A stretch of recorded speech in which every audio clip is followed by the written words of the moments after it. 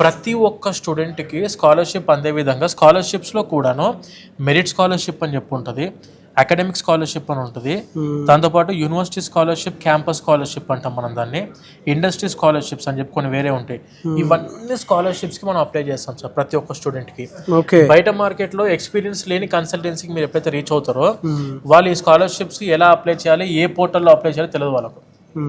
So మన దగ్గరకు వచ్చిన వాళ్ళకు 100% స్కాలర్షిప్స్ వచ్చే విధంగానే పెడతాం sir. Out of 199 students are getting scholarships of up to 6 lakhs in UK.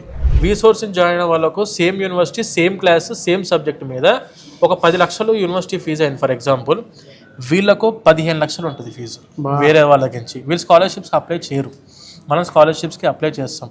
Scholarships apply చేస్తాం మనం మీ కమిషన్లో ఫరక్ పడుతుందని చెప్పి అప్లై చేస్తలేరా అని అంటే మాకు వచ్చే కమిషన్లో ఎటువంటి డిఫరెన్స్ అనేది ఉండదు స్కాలర్షిప్స్ అప్లై చేసినా అప్లై చేయకపోయినా. కానీ మనం స్టూడెంట్ బెనిఫిట్ గురించి ఆలోచిస్తాం కాబట్టి మెయిన్గా 100% ప్రతి స్టూడెంట్ మా ఆఫీస్కి రీచ్ అయిన వాళ్ళకు స్కాలర్షిప్ అందాలి, 100% ఎడ్యుకేషన్ లోన్ అందాలి.